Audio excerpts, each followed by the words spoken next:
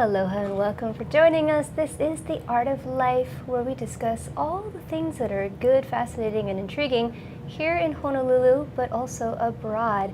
We are broadcasting live, as always, on Fridays from 2 to 3 p.m. here at Pioneer Plaza. And I am so delighted to have our guest, Kai Andersen, who is not only a bon vivant, but a writer, an editor, and an artist. Welcome to the show. Nice to see you, Willow. How are you? Yeah, it's all good. As you know, I have the two-cushion treatment, so I'm feeling tall and mighty Elevated. today. Exactly. Elevated. We're all about elevating minds and hearts. Excellent.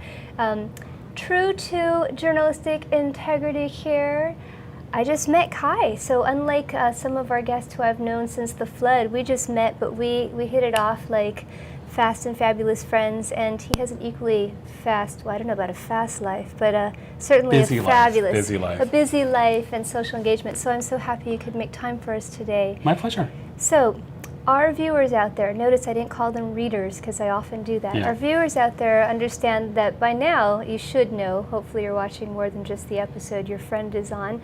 We start off the show with the Spider-Man type of thing. It's the how you came to be. So tell us a little bit about how Kai Andersen came to be. You gave me a great byline and vita, which I enjoyed, but I can't share that on the phone. So It's a little small. It is.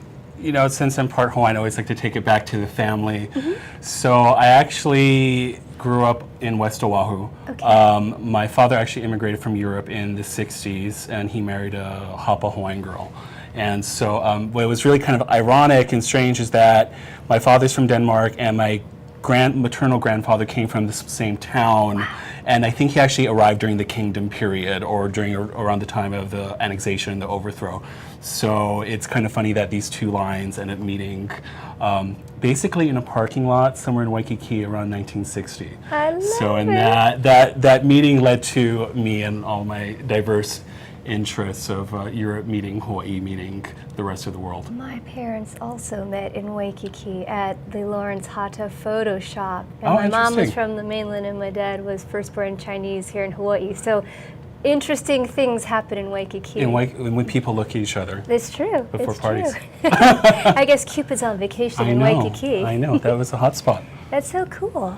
Yeah, so it was really interesting. So like many other people here, kind of growing up in a multi-ethnic background, but for me it was interesting being, you know, part Scandinavian, part Hawaiian, which there are a few Scandi Hapas out there. Corin Ching, we know you're out there. I know. So it, you know, it kind of gives a different perspective of, I think when you're multi-ethnic, you always consider where you are and where your family's from, or Right. the other multiple places where they could have been or where you would like to go. So I think growing up here, kind of having that Hawaiian foundation and mixing in with things from Europe, and knowing that there was always a place abroad, was always kind of really interesting, and that just kind of fueled my curiosity as time went on. And growing up in West Oahu, is that kind of through the teenage years, I always wanted to kind of look out and Be a townie? explore. People always thought I was a townie. So. There you go. I'm thinking, you mentioned something about being multi-ethnic, which I relate to. Yeah. And I kind of think of it like looking through trifocals. You Yeah, know? So you have definitely. a lot of different lenses where you have to kind of adjust and be adaptable, and it's a wonderful thing in the long run, you know, but clearly I didn't ask to be born like this, I think every teenager says. I mean, you have no choice or say in the mix. It's just what you have to do.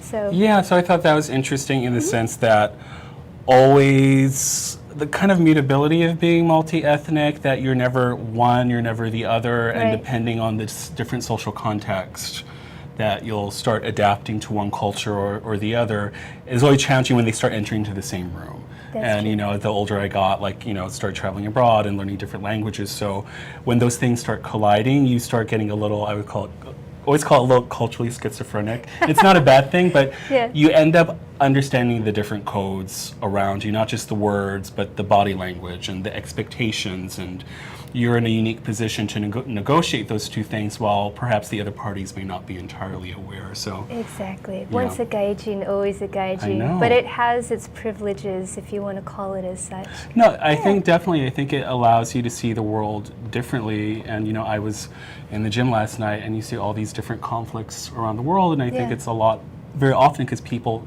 can't understand each other's positions. Absolutely. And I think that's the virtue of being raised in a multi-ethnic family and then being in a multi-ethnic society that is Hawaii. I think that gives us a lucky perspective on things, that things can coexist. Sometimes they may not necessarily be understood, but there's a dialogue and there's a discussion and there's an interest in it, and I think that's the beauty of where we are. Absolutely. Ooh. As I say, the synapses are Firing. They're firing off.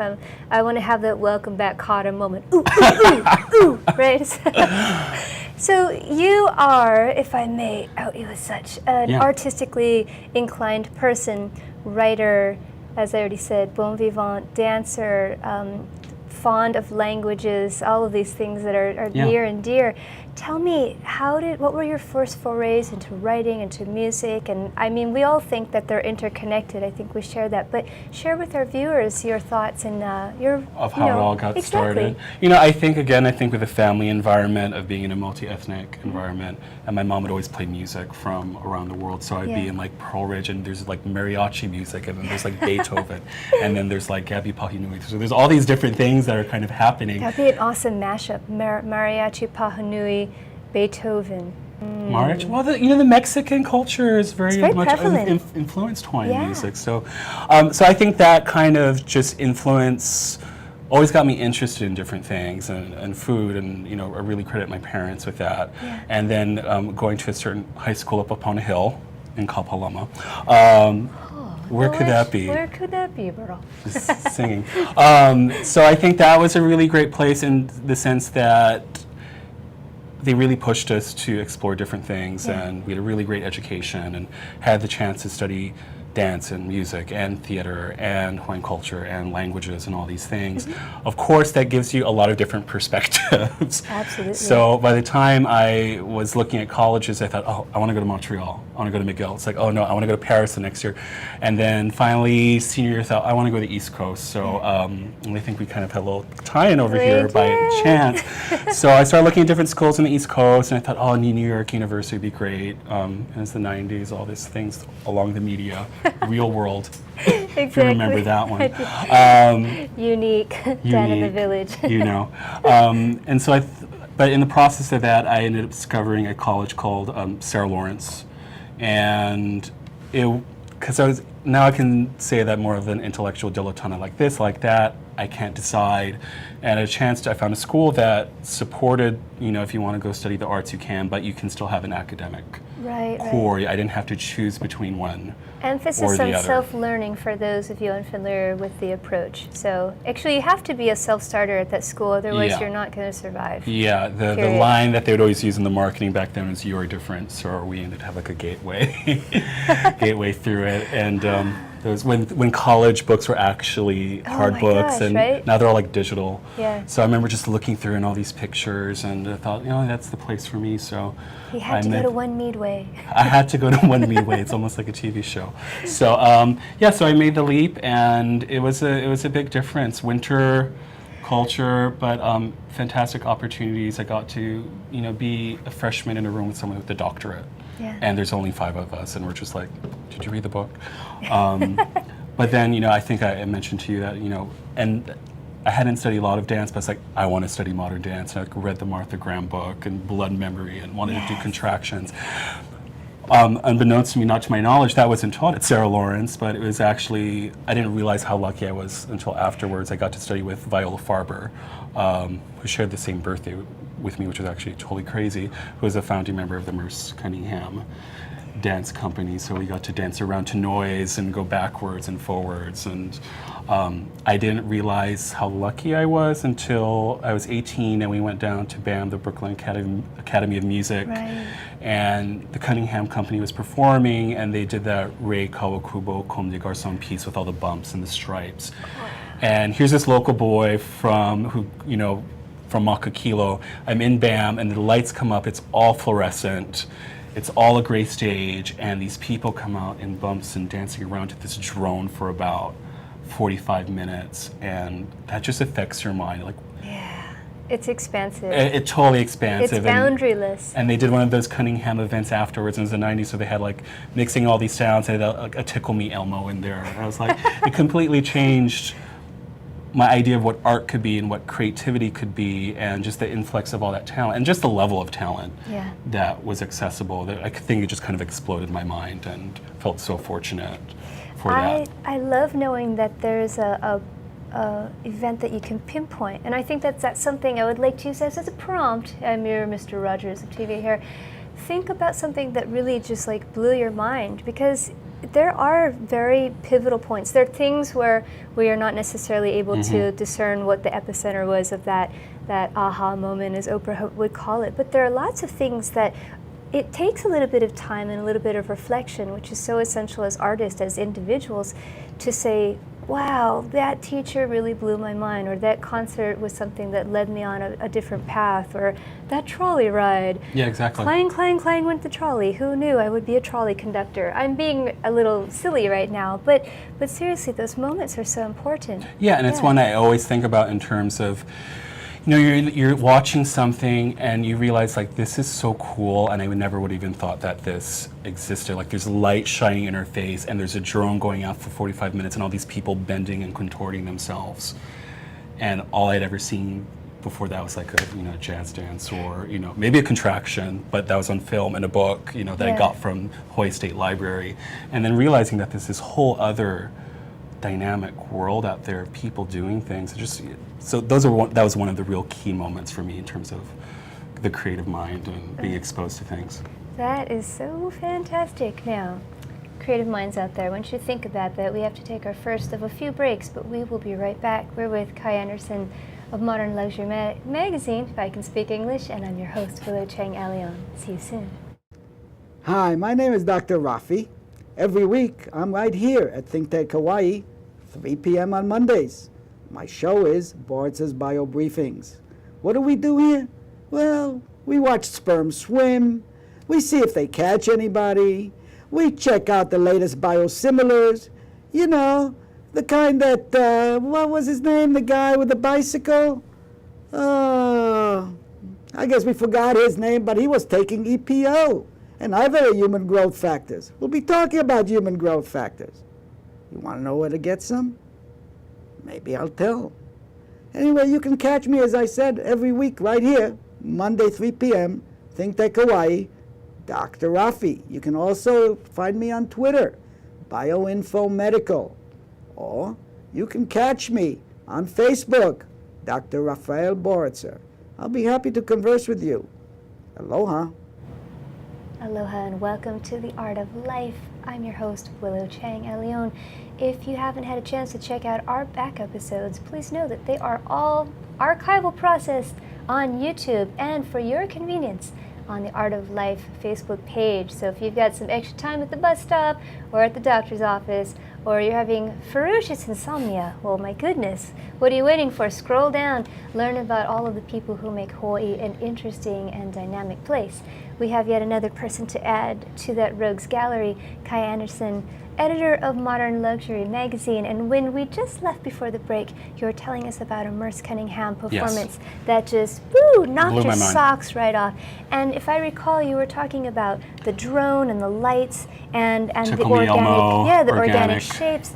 And I was wondering, when I was hearing this, if perhaps the fact that a lot of dance forms in Hawaii that are presented tend to be narrative, especially within the realm of hula. So people perhaps feel more tethered, and they feel a sense of security and safety and purpose when there's a storyline. When you're exposed to something that has the absence of an obvious storyline, because creators and composers and choreographers always have something that they want to say, they just may not necessarily be so direct or obvious about it. Do you think that might have been part of the reason why it was like, oh, wow, like it just gave you the freedom to absorb and to experience? Yeah, I think it was the kind of the explosion of the stage space, the explosion of the proscenium, that everywhere you're going is front, that you are the center of the action, like, just totally Zen, Zen way of thinking, John Cage. But it's interesting in the sense that when I first saw those kinds of things, or like an Yves Klein blue painting, or Mark Rothko, or French modernist literature where the subject is never named and nothing's really happening. It's like you read 5 pages, you don't know what just occurred. But I think that kind of just opens your mind to different things. But when you start coming back around full circle, you just see it's the same story from a different side. That I remember I had a choreography teacher who's actually also a theater director and a playwright, and something like Merce Cunningham, that's where it's non-narrative, but in the end he's like, it is narrative. It's about the 20th century. It's all meta. It's all this, and that this is actually a representation of our reality right now. And then when you actually start looking at the form of it, it's like, despite its postmodern and all of this, it's actually quite classical.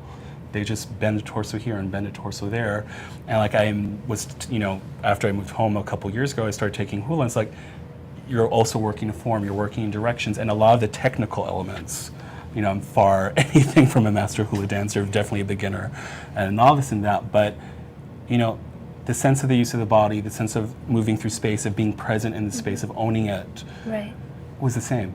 And that was just kind of like rocked my world. It's like, these are in the end, because it's the human body moving, and creating something and grabbing attention. So sometimes I'll say in class to my students, it's the human body. There's only so many ways it can move, even though those seem really infinite.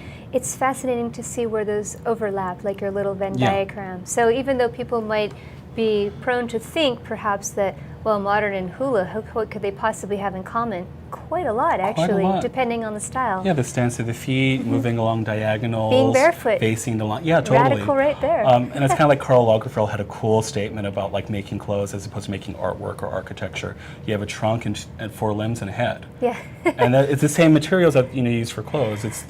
Dance is the same thing. This is when we lament the loss of our tail. Most recently, he had his fashion show staged like in a supermarket. And I mean, I saw people commenting on this, and they thought it was the most radical thing. And I thought, well, why not? I mean, the supermarket is somewhere that everybody has to go, whether it's the open air market or something with 4 walls. We all have to consume. We all have to get food. And there's so much thought and design and aesthetics that go into that process. And it was surprising how many people perhaps hadn't thought of that until he decided to. Yeah, blew up my Instagram for like the whole morning. About 100 posts of the same And everyone thought it was done with Andy Warhol in the soup can, right? Yeah, so there you go. I mean, exactly. Almost 50 years later, and people are blown away at the realization that art is integrated into everything. Yeah, so the thought process. Yeah, indeed. Talk to us about writing. Wow, writing was something I never thought that I'd truly be doing, and it took me actually a long time to call myself a writer or an editor, because it just kind of happened. So when going back to college, I thought it'd be this kind of, I want to dance, but I want to study literature, but that was the study of literature. I never did creative writing, and I would repeatedly find myself in these situations where, first job out of New York, they needed something, they needed some copy. Like, can you write that? Because I had some experience with another short job before. I was like, sure, and that led me to doing this, and led me to be promoted, and made me think like, oh, maybe I should go back to school. And then a couple years later, I'm writing more in a creative sense once again. So it keeps on coming in and out of my life. So at this point, I've decided I think I just need to accept this title. Something you said, I don't know if this is a Hawaii thing. I'm wondering if this might be like just a factor or a byproduct of living in Hawaii, because before I started teaching Bollywood dance, for the longest time, I had reservations, and maybe it's similar as you, like, well, I'm not sure if I should, teach this, and am I ready to do this? And it was actually Mira Savara who plans these wonderful weddings, as everyone knows about. They're amazing.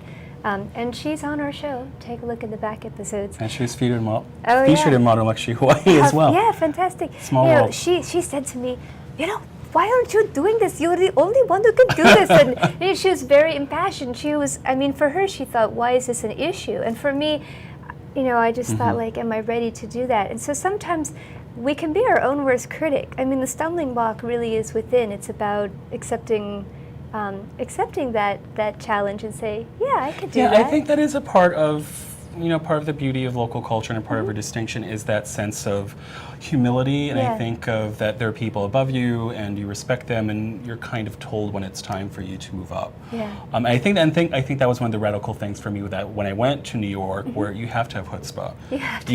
You have to put yourself out there. For me. Because if not, you're going to be overlooked. Being in a class with like 6 other people, and there's a senior and a graduate student and a guy with a PhD, and there's me. It's like, you end up learning to be comfortable, to have a voice and to talk, and sometimes it may not be that smart, it may not be that great, but you add to that discussion. So I think for me it's been about learning a balance between those two. I think the beauty beautiful part about the humility is that you'll listen. Right. And you'll learn from that, while in the other sense that there's a lot of people talking, maybe no one necessarily learning.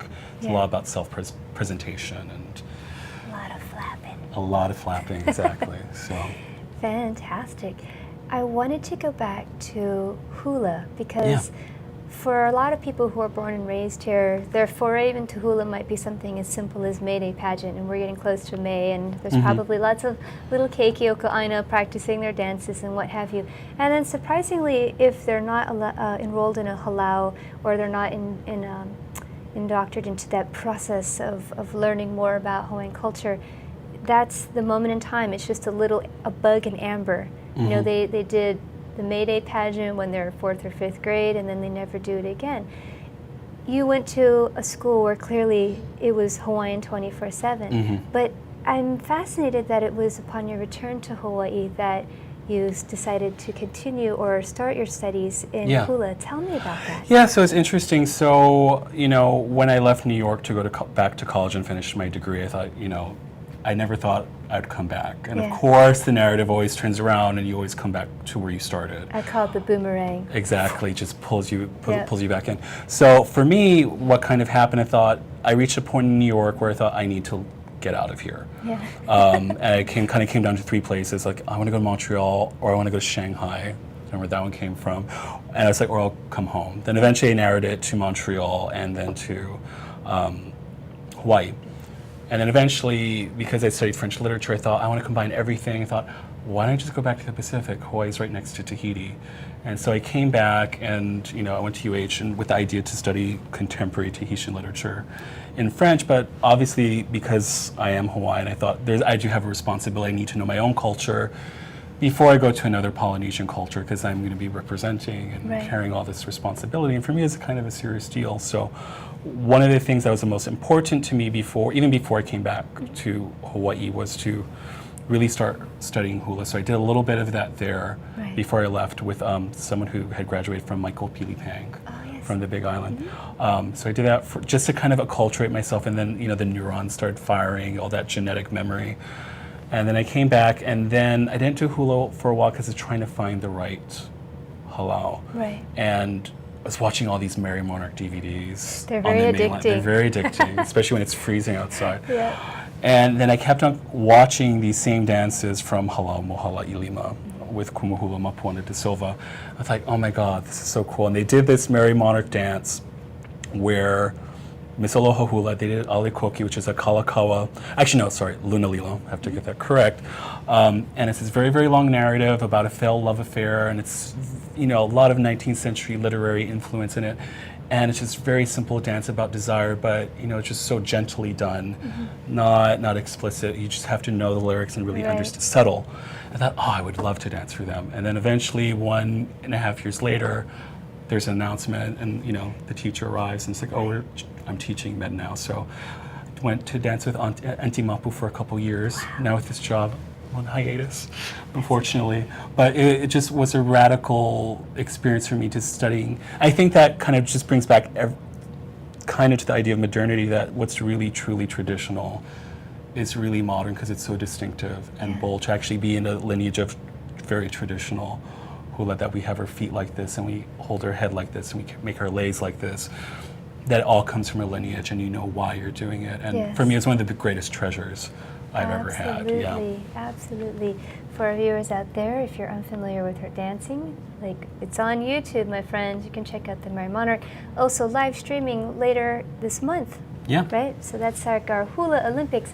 And she's also often featured as the face for Hawaiian Airlines. Yes, when they talk about the plane being a bird. I love the poetry of that. And the canoe. The canoe. Exactly. Yeah, so fantastic. Yeah, so it was one of those very, I still feel very, very fortunate for that. And, you know, we had a fashion shoot to produce for Modern Luxury last year, and we're in this luxury property.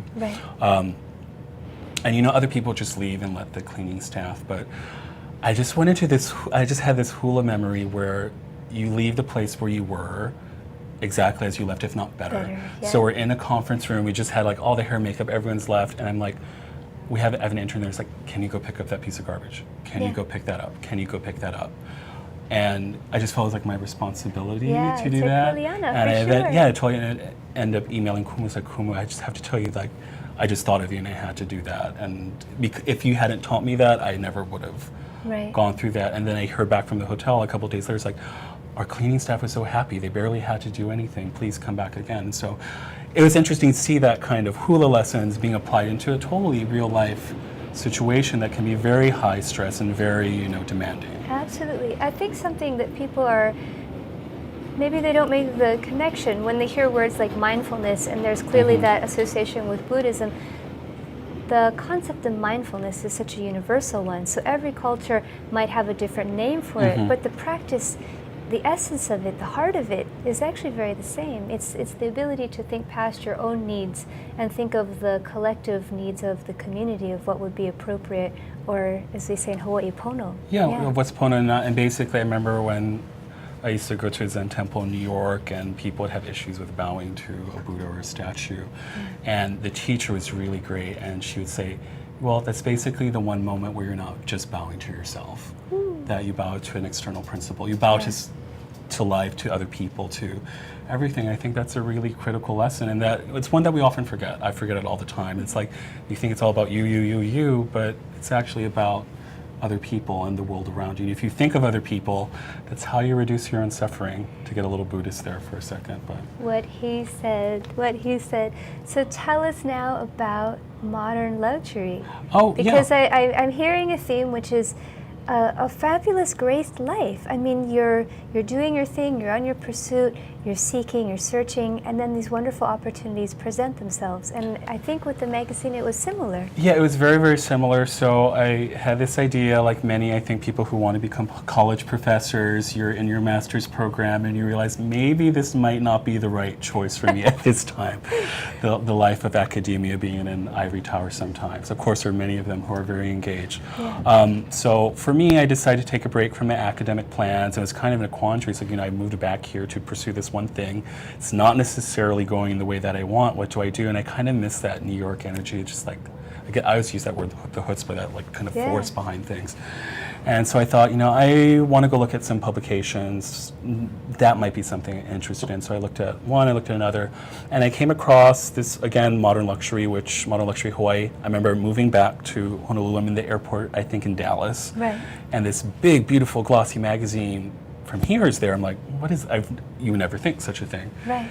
And I'm looking through it, but really what struck me, and I always come back to this story of why I wanted to work with this publication, it was its sense of balance. Of course, you go through, there's a beautiful fashion spread, there's an Yves Saint Laurent, there's a Chanel, and I think it was a culinary issue or a Best of the Islands issue before my era, and there was Daniel Anthony of Mana Aipoi. Oh, I think before it might have been called that, or it just had started been called that, and here he is in the lo'i with his baby on his shoulders, and he's pulling kalo out of the lo'i, and it's in a luxury publication in Hawaii. The integration is fabulous. And I mean, it's very seamless and surprising. And for me, it was one of those shocking moments where, yes, and like, I was so thankful to see that.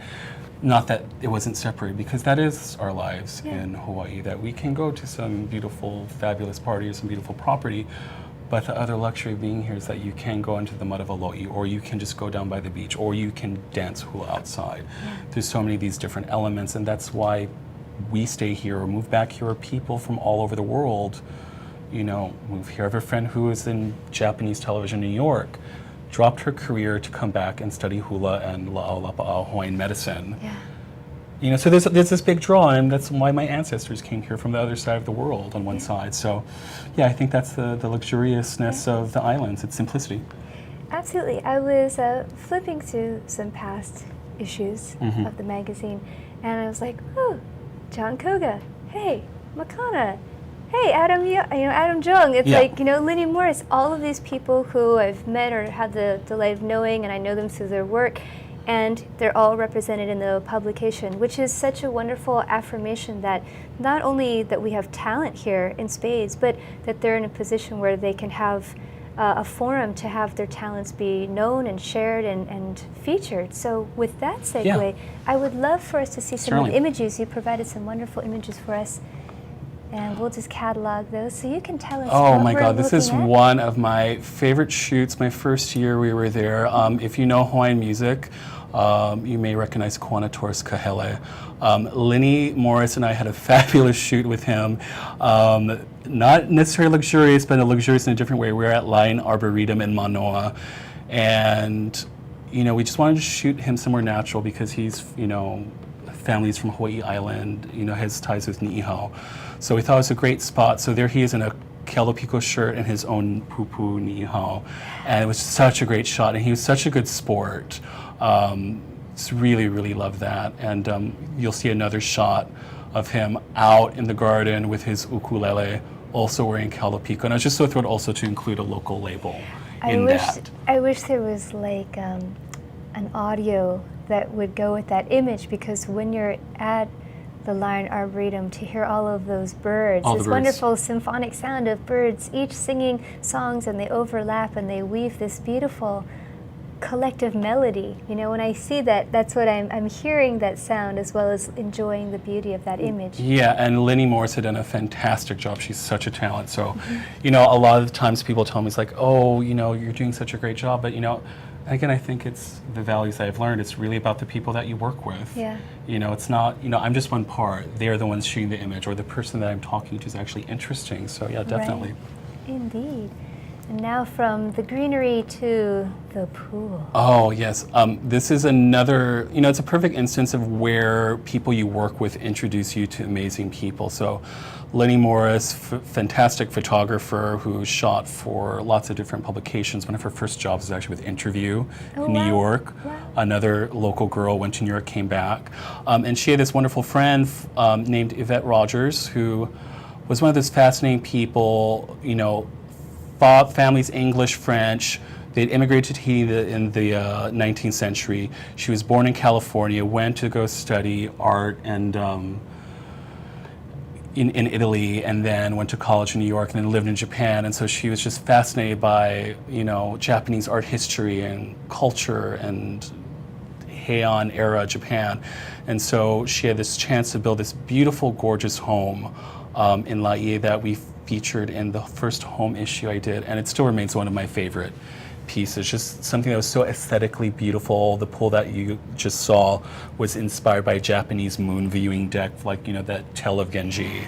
And she says if you sit in the pool in the evening while the moon's out, the light just reflects, and it's entirely magical. So it's always one of the days where it's like, I am beyond lucky to have this job, to meet someone so genuinely interesting and who appreciated beauty. I love this backsplash. It's like a violet color, almost like a wisteria. I mean, it's that spin where you're not just trying to transplant something exactly rote from Japan, but you're adapting it to the interests and the needs of the individual. So that's and she had that beautiful little alcove, and that's usually, if I remember correctly, that's where the screen would go.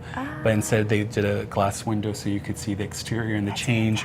Our seasons do change. Yeah, here. It's very subtle, but there. Yeah, excellent. And I think we're looking at another beautiful image. Oh, one of my favorites. And when I talked to Lenny before, it's like, show this bedroom. So this bedroom actually has a piece from, I believe, a Japanese temple, and it's in black and gold. It looks like a Kurosawa film. And just to be around creative people, I'm sure you know all the time, like you sit in there and they had this candlelight and waiting for the right second, and they snapped this photo, and it's just like, to actually be around that creative process is stunning. It's like, I realize I know nothing about photography. Alchemy. It really it's total is. Alchemy. Yeah. And it's one of my favorite shots ever. That's wonderful. And that is the beautiful Yvette Rogers. Gina, just an example of one of the interesting people I get to meet through this position. Don't we love that? I know. It's for me, that's a real luxury, is actually getting to talk to people with ideas who are passionate about life. And I think part of the search, or the hunt, if I may say as much, is that because in Hawaii the dynamic is that people place such a high premium on humility, you really have to root around and find these people. But it's like a treasure trove. There are so many interesting people that make Hawaii their home. And I personally don't mind. I don't mind if they're keikio kaina, if they're from here, if they moved here, if they're kama'aina. Like, fantastic people are fantastic regardless of where they're from, and they're here, but you have to look around for them. Yeah, and usually I think local style you end up having to be introduced. Yeah, and going through that route. And I think that makes it more interesting. It definitely, especially if you're going into their home. especially if you're going to their home, or just for them to open up their life to you. And there's that definite sense of responsibility that you hope that they feel that they're properly represented as time goes on. We have to take our third break, but we will continue with some fantastic images from the publication. It's Modern Luxury. You can find it at bookstores, the few that we have left in Hawaii. Also probably online as well. At modernluxury.com, and just click on Hawaii. There you go. Don't leave. We'll be right back. I'm Hong Jiang, host for Asia in Review on Tuesdays. And I'm David Day, host for Asian Review on Thursdays. Both of us broadcast our respective shows at 4 p.m. And my topics tend to deal with questions related to environment, culture, history, and sometimes human rights. And my shows tend to be on international business, foreign policy, geopolitics, and national security. And you can watch our shows live on the ThinkTech website at thinktechhawaii.com. And you can also watch us on YouTube or Olalo. So come join us on Thursdays at 4 p.m. I'm David Day. And on Tuesdays at 4 p.m., I'm Hong Jiang. Aloha. Aloha. Thanks. Aloha and welcome back. This is The Art of Life. I hope you tell your friends about our fantastic show because there is so much energy and creativity that goes into this show, and it's a wonderful way to get to know Hawaii. Whether you live here, whether you're thinking of moving to Hawaii, whether you're visiting, what a wonderful way to meet some of the people in our neighborhood. I'm kind of on a Mr. Rogers theme today. Yeah. He's one of my gurus, so all hail Fred Rogers. Hope he's having a very safe journey in the afterworld. Kai Andersen, welcome back. Hello again. We have some great images from your publication, and one of the things that happens is we love to talk story, and then we don't get to the images. So I am making an effort to avoid that dynamic by cutting away right now to our images. And that's back to the previous home that we're talking to is the daytime shot. Just absolutely, luxury doesn't get more glorious. How can she even leave the house when your home looks like that? I mean, it's like you're perpetually on vacation. That is true, right? But I think it's also a person who appreciates travel and seeing different things. So it's kind of an escape, a refuge when you come back to the islands. Totally recharge them. How could you not? Yeah. And I think we are going to see another person that some people may know. So this was actually shot just this past December. If you know books or literature, that is Kaui Hart Hemmings, author of a certain book called The Descendants, which was turned into a film. Yes. Oscar-winning. Oscar-winning, George Clooney. Have to love him. And again, it was another story about, you talk about people letting us into their lives, and one of the wonderful people who was writing for us, Diane So, actually knows Kaui, I believe, through school or ballet, or their daughters, are in the same class in some sense. And so they've talked to each other, and then Kaui's coming out with a new book. And so it's that kind of personal introduction. Of course, you can go to an Asian and read the press release, but that makes a much more warm story. So we had the chance to go to Kaui's home, actually in Olomana, and that's the view. And because she has that little bit of glamour that she did have the film and George and everything. So I thought, let's get a stylist. So we worked with a wonderful team, stylist Crystal Ponce and photographer Adam Jung. Just did a really beautiful job. And we talked to Kaui and what kind of clothing would really be appropriate to her. And we came up with these two really beautiful looks, and I was very happy to hear that she did like the photos when she saw them. So I felt very lucky to be there for that day, and she had a great taste in music. Oh my goodness. Well. I have to say, knowing that Adam is also from Kailua, and here she is shot in Manuili, there's something to be said when you have local people working on something local. I mean, there's all of that meta, as you mentioned. There's the things underneath the surface, the nuances, the subtleties that are going to be picked up upon. Sometimes it even defies needing to be spoken or even said, because it's understood. There's a silent language that's shared amongst people, and I think that comes across very loud and clear. Yeah, totally. I think images. if you grow up in any environment, the codes and the symbols and the body language, those instinctive things of how people act and behave. And for me, the thrill of it, kind of going back to that image of the lo'i and, next to the Chanel ad, there's that subtlety there, and that in itself makes a statement, and that shows the diversity of our environment. And yes, when you do have local talent and they're given the chance to have their work featured in a beautiful glossy publication, I think it makes a statement that we can do things like this, and that we are part of a larger company that is on the mainland, but it's that fusion of things. Yeah. And to see our culture and our islands, our talent in that context, I think is really fantastic. Absolutely, absolutely.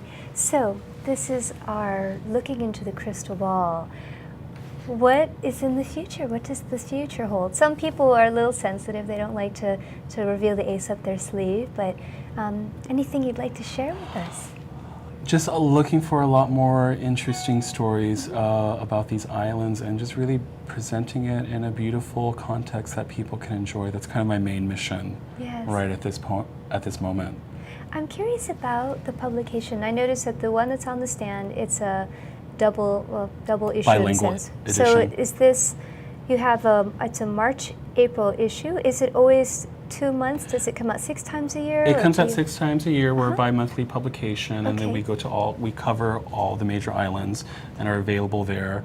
You're and- by. And then you have the bilingual publication Yes. as well. So it's kind of like a card, like a Yeah. playing card. You and flip, you it over. and the you other have- side's Japanese. Yeah. Because obviously we have a very strong Japanese visitor market. So if it allows us to communicate the message of Hawaii to that different audience who has a huge appreciation for these islands, I Definitely. think, compared to any other country Yeah. in the world. That's So, super. Yeah. Has the publication grown in terms of its readership and where, other than the bookstore and the online?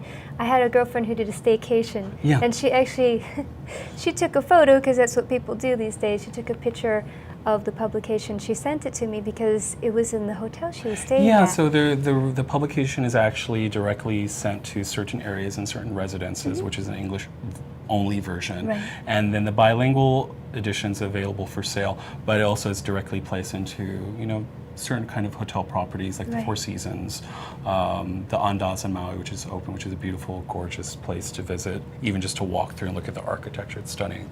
So it allows us to communicate both to locals and both to visitors, which, as an editor is challenging to, communicate to both and not isolate either. But Yeah. my mission is always to really, we're communicating to our local readership. Yeah. And for the visitor market, it's really to give them an inside perspective, like an insider's guide. Like It is. if they don't know anyone, they know us, Yeah. and then they can get that of where to go. And it's like, and I'm so great they get to know like about a Kuana Torres Kahele or Right. all these other wonderful Hawaiian True. musical artists or visual artists or photographers. So one of the things that's important is having a sense of perspective without, over-trotting it. But since you're a tastemaker, tell us about 3 things that you're just kind of raving about, that you're just in love, in no particular order. Does it have to be from Hawaii or for anywhere I in the would world? just say in general, why not? In general, so Yeah. right now I'm obsessed with indie Mexican rock and pop music. Yeah. Super cool. It's one of those marginal because it's right next to America, so it's kind of, I never realized it was so cool. So that was just something I've discovered over the past month. Right. And just like very hip, very cool, very sophisticated, beautiful cinematography for their videos. So I'm kind of enjoying that. Yeah. For the moment, other things to pay attention to. God, there's so many. I know, I'm putting you in the hot seat. I think, again, what I just kind of mentioned briefly, Andaz Maui, in sense of the visual architecture, you walk in and everyone, and to talk about supporting a local brand, everyone's wearing a Tory Richard dress or shirt, and Which there's they're no going front. through a huge renaissance right now. They're going through a huge Yeah. renaissance. I was just at their grand opening the other night of their new Waikiki store, their new branding. Yeah. And you come in, the girls, I think, these breezy dresses, there's no front desk, they're holding an iPad, and there's Hawaiian music playing, and they have a Hawaiian cultural director. So for me, it's like, yes, it's like, it's completely modern, very luxurious, but very Hawaii. They Yeah. did this beautiful presentation where they had 3 rounds of Hawaiian music and hula dancers, and because I know a little bit of hula and I speak a little bit of Hawaiian, it's like these were all songs of Maui and of the region. And if you didn't know it, it looked beautiful and it was great. It was a great performance. But if you knew the codes behind it, it's like they're honoring the area at the same time. So I thought that was really, really cool. And one more thing that's Yeah. just kind of inspiring right now. Oh, so challenging. There's so many How about things. something that you like to eat? Something I like to eat. Well, always have to go back. I'm sure it's not new, but a lot of people in downtown are a fan of konsamon. restaurant. Oh, my I think goodness. you know someone who may I who may be do, there. it's true. And it's a fantastic place, and just again to be thrilled by really beautiful design and incredible cuisine and Yeah. really nice chefs and a beautiful decor. And kind of a hop experience. I mean, very- Moroccan and Lebanese Which food is, in you the know, heart if you of actually Honolulu. know the Mediterranean basin, those are actually really quite far Yeah, from one another. they And just are. to see the diversity of people to come Yeah. in there and appreciating that. And for me, that was one of the exciting things about Hawaii, that we have this dynamic And a little bird dynamic told culture. me that you actually order en français, so I'm impressed. And I think the bird speaks French too. Yes. So always Oh my helpful. goodness! You know what? We definitely would love to have you again. So that's not a threat. That's My a pleasure, promise. yeah. I'm hoping to have Kai come back with Sequoia and establish a panel of dancers so we can talk shop about movement, and then maybe some of my linguistically loving friends as well, since you love language as Yes, much as definitely. I do. So. Thank you so much. My pleasure. Our call to action: Hawaii modern luxury. Tell me. Modern Luxury Woo, Hawaii. dyslexia strikes again. Say it again for our fans out Modern there. Luxury Hawaii, and the website is modernluxury.com. Fantastic. If they want to get in touch with you The or follow you, best thing, they can follow me on Twitter. It's at Kai Andersen, and that's with an S-E-N Okay. at the end. Or if they go to our digital edition online, they can contact me via email.